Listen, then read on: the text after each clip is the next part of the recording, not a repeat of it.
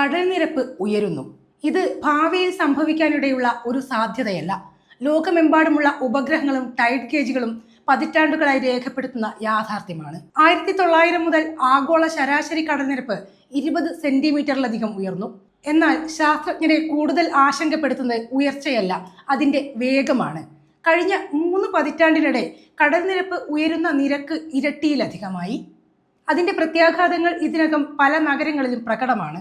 മഴയില്ലാത്ത ദിവസങ്ങളിൽ പോലും മയാമിയിലെ ചില റോഡുകൾ വെള്ളത്തിനടിയിലാകുന്നു. ന്യൂയോർക്കിൽ ചുഴലിക്കാറ്റ് കനത്ത നാശനഷ്ടമുണ്ടാക്കി. അപ്പോൾ ഇന്ത്യയുടെ സ്ഥിതി എന്താണ്? കേരളത്തിന്റെ സ്ഥിതി എന്താണ്? കൊച്ചി പോലുള്ള തീരനഗരങ്ങൾ എത്രത്തോളം അപകട സാധ്യതയിലാണ്? ഉയരുന്ന കടൽനിരപ്പിന് പിന്നിലെ ശാസ്ത്രം, ലോകം നേരിടുന്ന വെല്ലുവിളികൾ, ഇന്ത്യക്കും കേരളത്തിനും മുന്നിലുള്ള യാഥാർത്ഥ്യങ്ങൾ ഏറ്റവും പുതിയ ശാസ്ത്രീയ പഠനങ്ങളുടെ അടിസ്ഥാനത്തിൽ പരിശോധിക്കാം. കടൽനിരപ്പ് ഉയരുന്നത് ഭൂമിയുടെ ആരോഗ്യനില മോശമാകുന്നതിന്റെ ഏറ്റവും വലിയ ലക്ഷണങ്ങളിൽ ഒന്നാണ്. 1760കളിൽ തുടങ്ങിയ വ്യാവസായിക വിപ്ലവത്തോടെ മനുഷ്യർ കൽക്കരി, പെട്രോൾ, പ്രകൃതിവാതകം എന്നിവ വലിയ തോതിൽ കത്തിക്കാൻ തുടങ്ങി. അതിനൊപ്പം വനനശീകരണവും വർദ്ധിച്ചു. ഇതിന്റെ ഫലമായി കാർബൺ ഡയോക്സൈഡും മീഥേനും പോലുള്ള ഹരിതഗൃഹവാതകങ്ങൾ അന്തരീക്ഷത്തിൽ വർദ്ധിച്ചു. ഇതോടെ ഭൂമിയുടെ ശരാശരി താപനില ഏകദേശം 1.3 മുതൽ 1.5 ഡിഗ്രി സെൽഷ്യസ് വരെ ഉയർന്നതായി ശാസ്ത്രജ്ഞർ വിലയിരുത്തുന്നു. ഈ അധിക ചൂടിന്റെ 90%-ലധികവും സമുദ്രങ്ങളാണ് ആഗിരണം ചെയ്യുന്നത്. അതാണ് ഏറ്റവും വലിയ പ്രശ്നം. 1993 മുതൽ കടൽനിരപ്പ് ഉയരുന്ന വേഗം ഇരട്ടിയിലധികമായി. 1993 വർഷത്തിൽ ഏകദേശം 2.1 മില്ലിമീറ്റർ ആയിരുന്ന നിരക്ക് 4.5 മില്ലിമീറ്റർ വരെ എത്തിയതായി നാസ 2025 പ്രസിദ്ധീകരിച്ച പഠനം വ്യക്തമാക്കുന്നു. 2024 അസാധാരണ വർഷമായിരുന്നു. 2024 സമുദ്രങ്ങൾ റെക്കോർഡ് തോതിൽ ചൂടായതിനെ തുടർന്ന് പ്രതീക്ഷിച്ചതിലും വേഗത്തിൽ കടൽനിരപ്പ് ഉയർന്നു.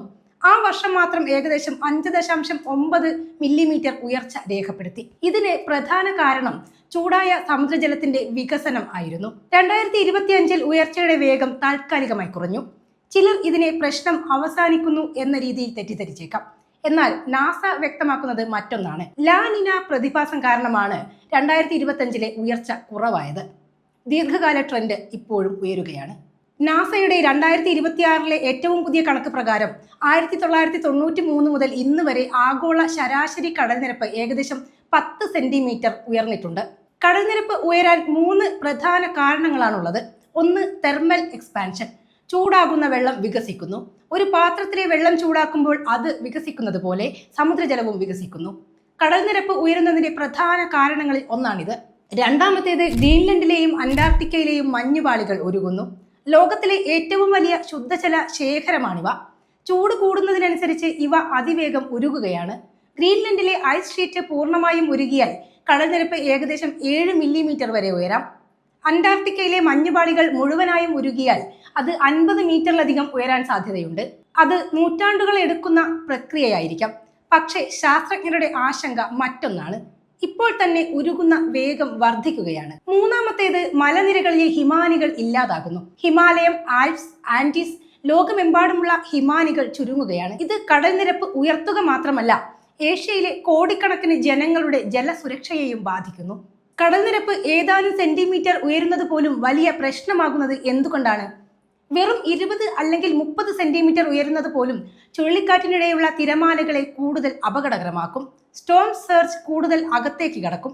ഉയർന്ന വേലിയേറ്റം പോലും വലിയ വെള്ളപ്പൊക്കമാകും. അതാണ് ഇന്ന് അമേരിക്കയിൽ സണ്ണി ഡേ ഫ്ലഡിംഗ് എന്നറിയപ്പെടുന്ന പ്രതിഭാസം. മഴയില്ല, ചുഴലിക്കാറ്റില്ല, പക്ഷേ നഗരം വെള്ളത്തിനടിയിൽ. അമേരിക്കയിലെ ഏറ്റവും കൂടുതൽ സണ്ണി ഡേ ഫ്ലഡിംഗ് അനുഭവിക്കുന്ന നഗരങ്ങളിൽ ഒന്നാണ് മയാമി. അവിടെ ചില പ്രദേശങ്ങളിലെ റോഡുകൾ സ്ഥിരമായി വെള്ളത്തിലാകുന്നു. 2012 സൂപ്പർ സ്റ്റോം സാൻഡി ന്യൂയോർക്ക് നഗരത്തിലെ മെട്രോ സ്റ്റേഷനുകൾ വെള്ളത്തിനടിയിലായി. സാമ്പത്തിക നഷ്ടം 10,000 കോടി ഡോളർ. ലോകത്തിലെ ഏറ്റവും ശക്തമായ സാമ്പത്തിക നഗരങ്ങളും പ്രകൃതിയുടെ മുന്നിൽ എത്ര ദുർബലമാണെന്ന് തെളിയിച്ച സംഭവമായിരുന്നു ഇത്. ജക്കാർത്തയിൽ കടൽനിരപ്പ് ഉയരുന്നു. അതോടൊപ്പം ഭൂഗർഭജലം അമിതമായി പമ്പ് ചെയ്തതോടെ നഗരം താഴ്ന്നുകൊണ്ടിരിക്കുന്നു. ചില ഭാഗങ്ങൾ വർഷത്തിൽ 20 സെന്റിമീറ്റർ വരെ താഴുന്നു. അവസ്ഥ ഗുരുതരമായതോടെ ഇന്തോനേഷ്യ രാജ്യത്തിന്റെ തലസ്ഥാനം തന്നെ പുതിയ നഗരമായ സുസന്ധാരയിലേക്ക് മാറ്റുകയാണ്. ചരിത്രത്തിൽ വളരെ അപൂർവമായ ഒരു തീരുമാനം. ലോക വ്യാപാരത്തിന്റെ ഹൃദയമാണ് ഷാങ്ഹായ്. തുറമുഖങ്ങൾ, വ്യവസായങ്ങൾ, കോടിക്കണക്കിന് ജനങ്ങൾ, ഇവയെല്ലാം ഉയരുന്ന കടൽനിരപ്പിന്റെ ഭീഷണിയിലാണ്.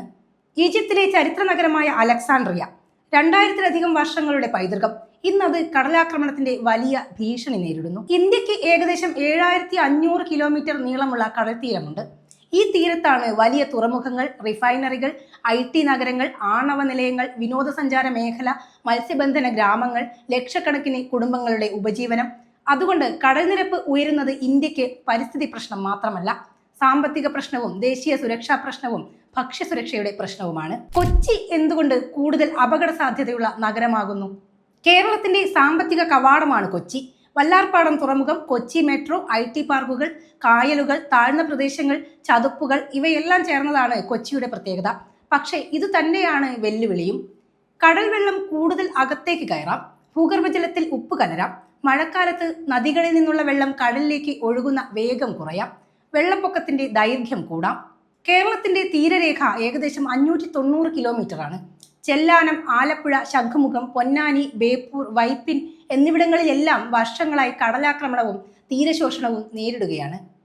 കാലാവസ്ഥാ വ്യതിയാനത്തോടൊപ്പം ശക്തമായ മഴയും ഉയർന്ന വേലിയേറ്റവും ചുഴലിക്കാറ്റുകളുടെ സ്വാധീനവും ഒരുമിച്ച് വന്നാൽ ഭീഷണി കൂടുതൽ രൂക്ഷമാകാം. ലോകത്തിലെ ഏറ്റവും വലിയ ഡെൽറ്റയാണ് Ganga, Brahmaputra, മേഘ്ന delta.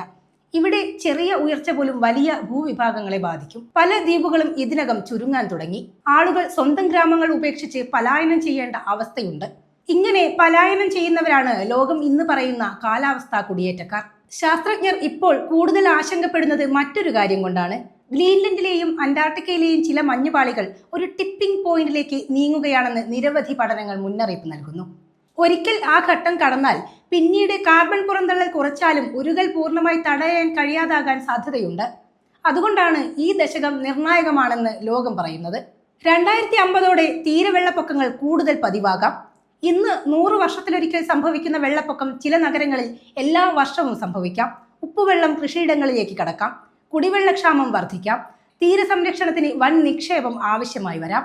Real estate, insurance, തുറമുഖ വ്യാപാരം, മത്സ്യബന്ധനം, വിനോദസഞ്ചാരം എല്ലാം പുതിയ വെല്ലുവിളികൾ നേരിടും. ഈ പ്രതിസന്ധി പൂർണ്ണമായി ഒഴിവാക്കാൻ കഴിയില്ല, പക്ഷേ അതിന്റെ ആഘാതം കുറയ്ക്കാൻ കഴിയും. ഹരിതഗൃഹവാതകങ്ങളുടെ പുറന്തള്ളൽ കുറയ്ക്കണം, പുനരുപയോഗ ഊർജം വ്യാപിപ്പിക്കണം, കണ്ടൽക്കാടുകൾ സംരക്ഷിക്കണം, തീരപ്രദേശങ്ങളിൽ അനിയന്ത്രിത നിർമ്മാണം നിയന്ത്രിക്കണം, കാലാവസ്ഥയെ പ്രതിരോധിക്കാൻ കഴിയുന്ന നഗരങ്ങൾ രൂപകൽപ്പന ചെയ്യണം, ശാസ്ത്രീയ തീരസംരക്ഷണ പദ്ധതികൾ നടപ്പാക്കണം, മുന്നറിയിപ്പ് സംവിധാനങ്ങൾ കൂടുതൽ ശക്തമാക്കണം. കടൽനിരപ്പ് ഉയരുന്നത് ഒരു പരിസ്ഥിതി പ്രശ്നം മാത്രമല്ല, അത് ഭക്ഷ്യസുരക്ഷയുടെ പ്രശ്നമാണ്, കുടിവെള്ളത്തിന്റെ പ്രശ്നമാണ്, സമ്പദ് വ്യവസ്ഥയുടെ പ്രശ്നമാണ്, ദേശീയ സുരക്ഷയുടെ പ്രശ്നമാണ്. അതിലുപരി നഗരങ്ങൾ എങ്ങനെ നിലനിൽക്കും, മനുഷ്യർ എവിടെ ജീവിക്കും എന്നത് നിർണ്ണയിക്കുന്ന പ്രശ്നമാണ്. ഈ നൂറ്റാണ്ടിന്റെ അവസാനം കടൽ എത്ര ഉയരും എന്നത് ഇന്നും പൂർണ്ണമായി തീരുമാനിക്കപ്പെട്ടതല്ല. അത് നിർണ്ണയിക്കുന്നത് ഇന്ന് നമ്മൾ എത്ര വേഗത്തിൽ കാർബൺ പുറന്തള്ളൽ കുറയ്ക്കുന്നു, തീരങ്ങളെ എത്ര ശാസ്ത്രീയമായി സംരക്ഷിക്കുന്നു, നഗരങ്ങളെ എത്ര ദീർഘവീക്ഷണത്തോടെ ആസൂത്രണം ചെയ്യുന്നു എന്നിവയാണ്. കൊച്ചിയുടെ ഭാവിയും മുംബൈയുടെ ഭാവിയും ന്യൂയോർക്കിന്റെ ഭാവിയും ഒടുവിൽ ഒരേ ചോദ്യത്തിലേക്കാണ് എത്തുന്നത്.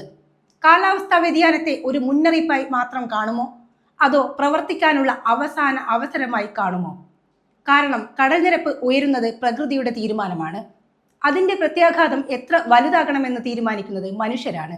കാലാവസ്ഥാ വ്യതിയാനം ഇനി ഭാവിയുടെ വാർത്തയല്ല, അത് ഇന്നത്തെ യാഥാർത്ഥ്യമാണ്.